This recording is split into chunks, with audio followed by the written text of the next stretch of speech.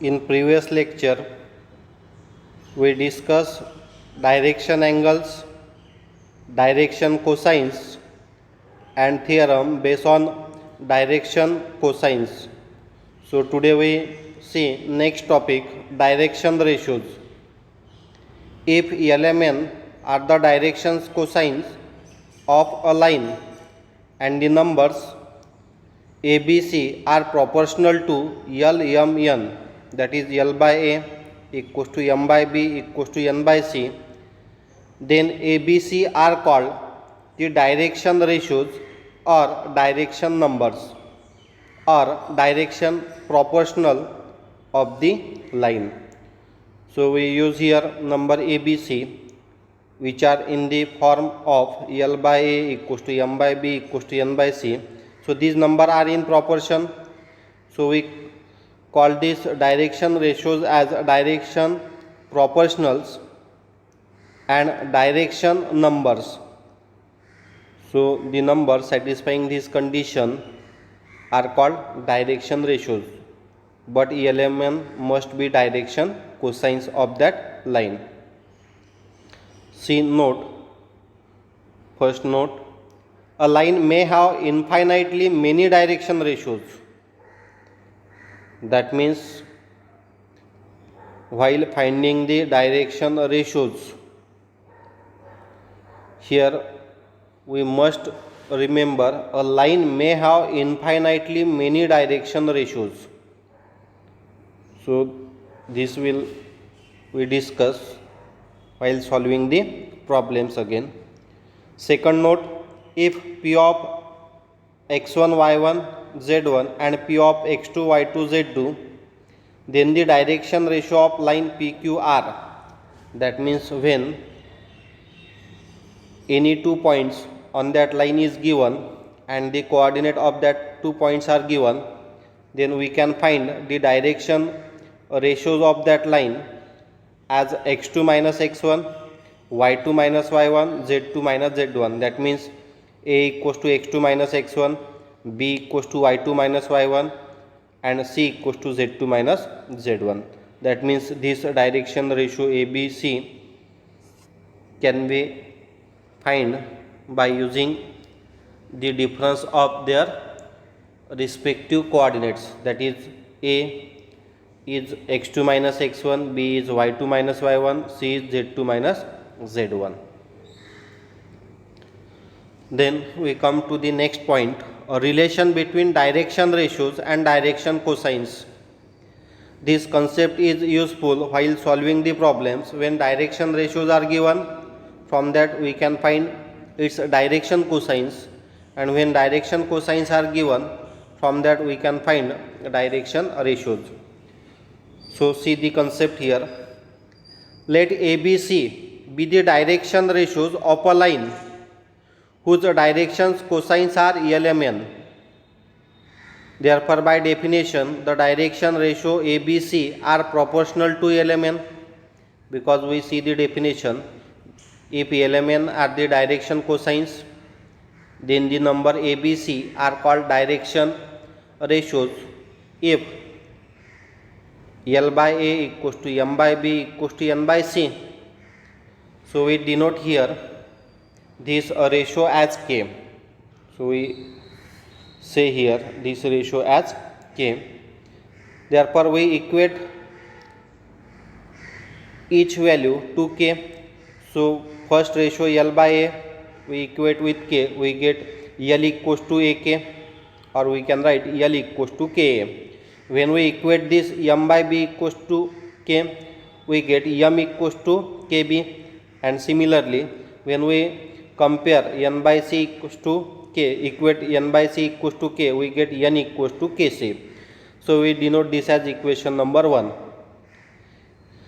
So we already discussed one theorem. If L, M, N are the direction cosines of a line in space, then L square plus M square plus N square equals to 1. So we replace the value of L as Ka. So we directly write here its square. So L square can be written as K square A square, m square can be written as k square b square and n square can be written as k square c square. So from each term we take k square common. So we write here k square common and we add these three as a square plus b square plus c square. That means we simply substitute the value of l square, m square, n square and taking k square common, we write here k square in bracket a square plus b square plus c square equals to 1. Now we find the value of k from this. So we transfer a square plus b square plus c square to right hand side.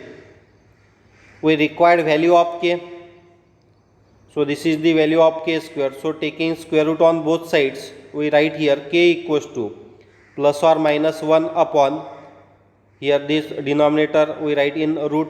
So root a square plus b square plus c square. Why we write here plus or minus? We know when we take this square root we have to write plus or minus. So substitute the value of k in equation 1. So from equation 1, if we find the value of L, so we write here k into a, value of k is plus or minus 1 upon under root a square plus b square plus c square into a. So we write here 1 into a as a. So we write here plus or minus a upon under root a square plus b square plus c square. So when we have to find the value of direction cosine,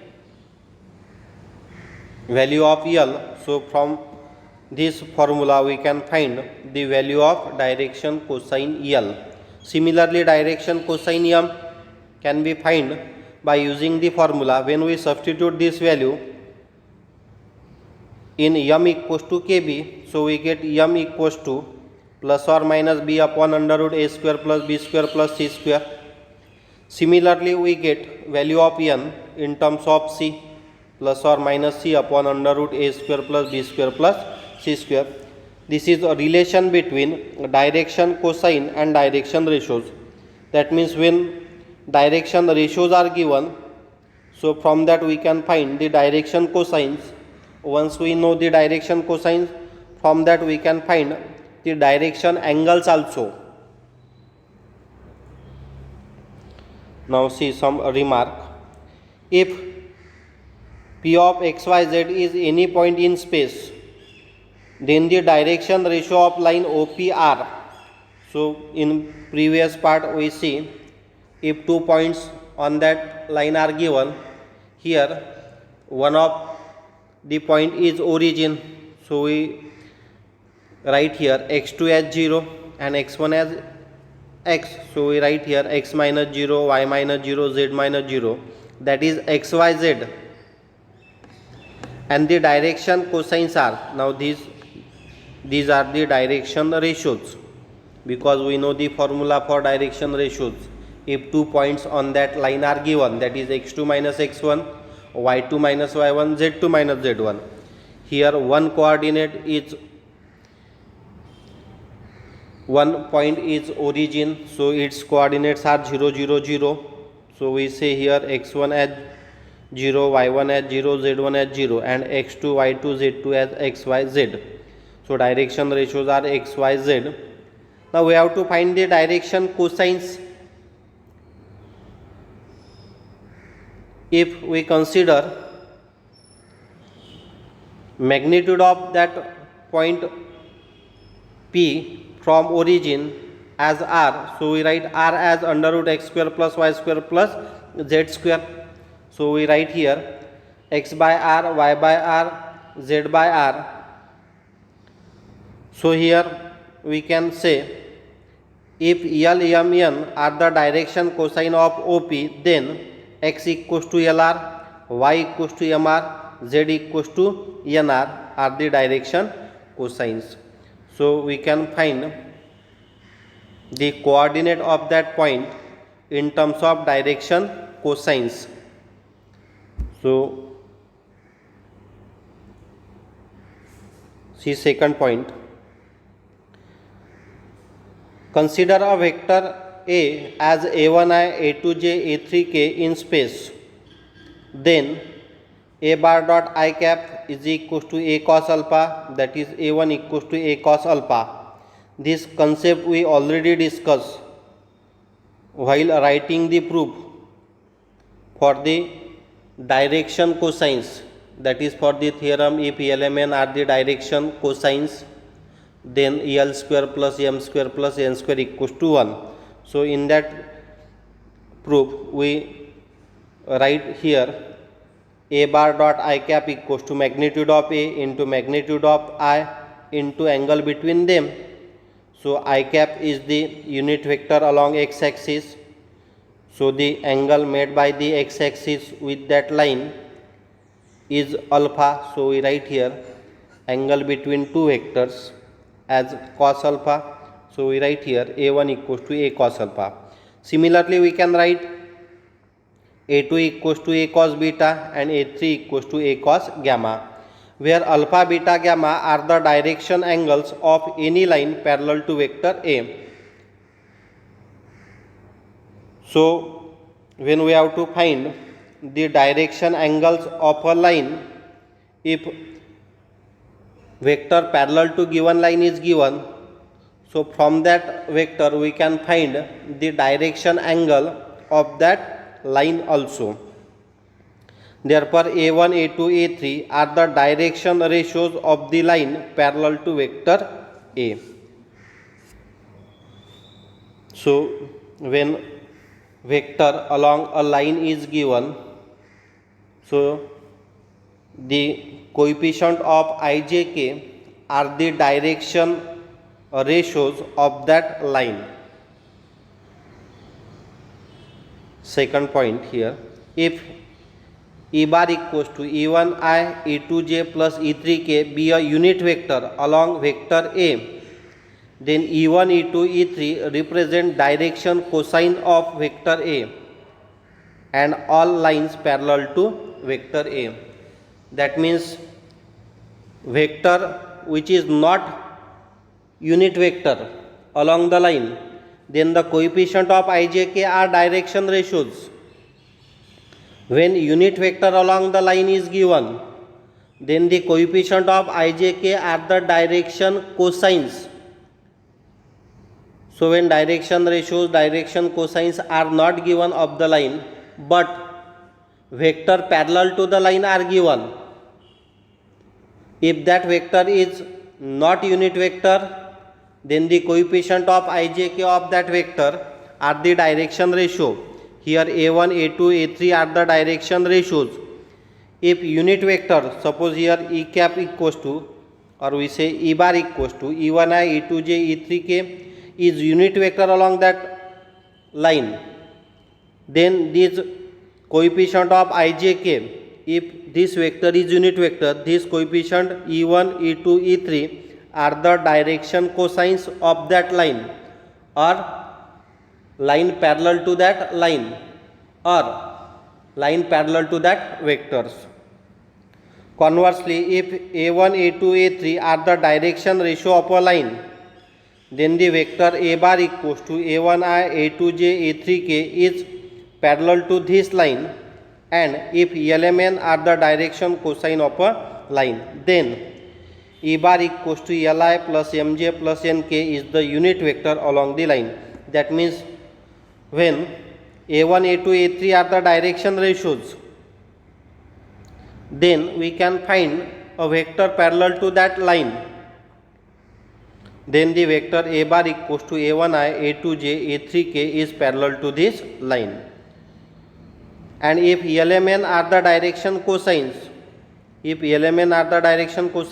then we can find unit vector along that line, that is E bar equals to Li plus Mj plus Nk is a unit vector along the line and all the line parallel to this line.